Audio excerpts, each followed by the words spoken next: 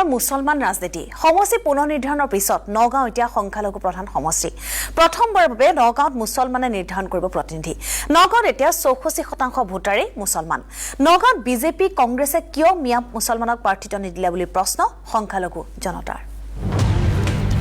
অহা 26 এপ্ৰিলত অনুষ্ঠিত হ'ব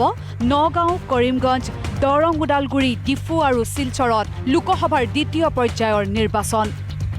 এই পাঁচটাকৈ লোকসভা সমষ্টিৰ ভিতৰত অন্যতম হাই প্ৰফাইল সমষ্টি হৈছে নগাঁও সমষ্টি পুনৰ নিৰ্ধাৰণৰ পাছত পূৰ্বৰ কলিয়াবৰ লোকসভা সমষ্টিৰ অন্তৰ্গত ৰূপহী ঢিং সামগুৰি বিধানসভা সমষ্টিৰ এটা অংশ এতিয়া নগাঁও লোকসভা সমষ্টিৰ অন্তৰ্গত অৰ্থাৎ ডিলিমিটেশনৰ পাছত নগাঁও লোকসভা সমষ্টি এতিয়া পৰিণত সংখ্যালঘু প্ৰধান সমষ্টিলৈ নগাঁও লোকসভা সমষ্টিত মুছলমান ভোটাৰৰ সংখ্যা 64% আৰু প্ৰথমবাৰৰ বাবে নগাঁও লোকসভা সমষ্টিত মুছলমান ভোটাৰে নিৰ্ধাৰণ কৰিব প্ৰতিনিধি এতিয়া প্ৰশ্ন উঠিছে মুছলমান সম্প্ৰদায়ৰ প্ৰাৰ্থীকে সংখ্যালঘু ভোটাৰে সাংসদ ৰূপে বিচাৰে নেকি নগাঁৱত চলিছে এতিয়া মুছলমান ৰাজনীতি নগাঁও লোকসভা সমষ্টিৰ অন্তৰ্গত সংখ্যালঘু ভোটাৰৰ প্ৰশ্ন কিয় বিজেপি আৰু কংগ্ৰেছে নগাঁৱত মিয়া মুছলমান নেতাক প্ৰাৰ্থিত্ব নিদিলে আমাৰ নগাঁও লোকসভা সমষ্টিত আমি 64% থাকাৰ পিছত বিজেপি দলে কংগ্ৰেছ দলে কিন্তু আমাৰ জনগোষ্ঠীটোক গুৰুত্ব দিয়া নাই আজি তেওঁলোকে 36% মানুহ থকা সম্প্ৰদায়ৰ পৰা আমাৰ ওপৰত টিকেট জাপি দিছে গতিকে এই কথা আপুনি চিন্তা চৰ্চা কৰিব লাগিব সংখ্যালঘু মানুহ আৰু আনফালে মাত্ৰ 7 লাখ মানুহ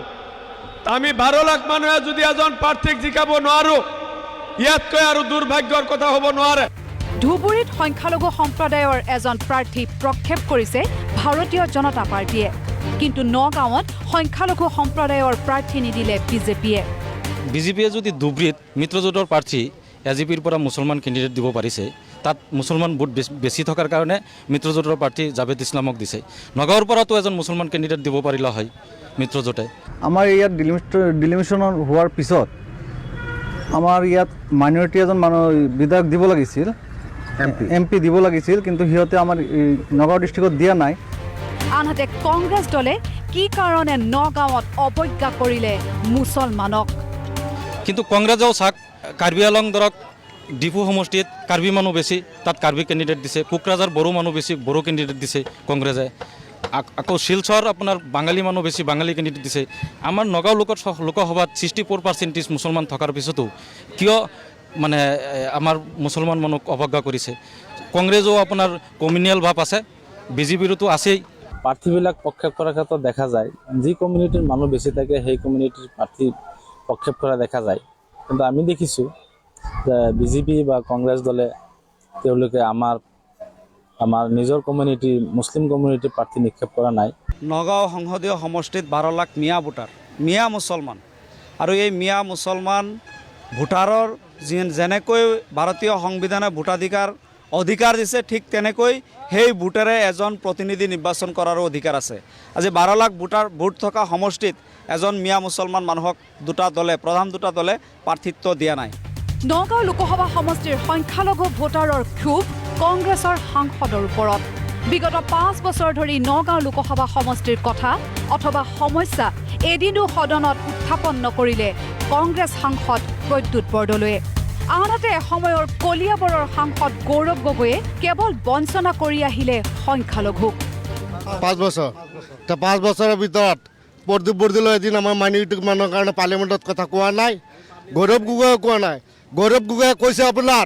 নেপালী ডিপুটাৰ বুৰ্কা সেইবিলাক উঠাই দিব লাগে আমাৰ মাইনৰিটি মানুহৰ কাৰণে প্ৰদ্যুৎ বৰদলৈ হওক গৌৰৱ গগৈ হওক আজিৰ পৰ্যন্ত আমাৰ মাইনৰিটি মানুহৰ কাৰণে মাত মাতা নাই সিহঁতে খালি আমাৰ মাইনৰিটি মানুহৰ ভোট লাগে যোৱা লোকসভা নিৰ্বাচনত আমি কলিয়াবৰ ডিং সমষ্টিৰ মানুহ এতিয়া আমি নগাঁও লোকসভা লাহৰিঘাট সমষ্টিত যে আমাৰ যিবিলাক মূল সমস্যা তৰুণ গগৈ ইয়াৰ সাংসদ হ'ল তৰুণ গগৈৰ সৰু ভাতৃ দীপ গগৈ সাংসদ হ'ল তৰুণ গগৈৰ ল'ৰা গৌৰৱ গগৈ সাংসদ হ'ল কিন্তু আজিলৈকে তেওঁলোকে এই সমস্যাটো ৰাষ্ট্ৰীয় সমস্যা হিচাপে স্বীকৃতি প্ৰদান কৰি আজিলৈকে সেই সমস্যা সমাধান কৰা নাই নগাঁও লোকসভা সমষ্টিৰ অন্তৰ্গত মুছলমান ভোটাৰৰ কথা এইবাৰ নগাঁৱত আমাৰ ভোট আমাৰ নেতা আমাৰ ভোট আমাৰ নেতা আৰু তেওঁলোকে যোনটো ভাবিছে যে আমাৰ ভোট তেওঁলোক নেতা, এইটো কেতিয়াও হ'ব নোৱাৰে। Bureau report, news live.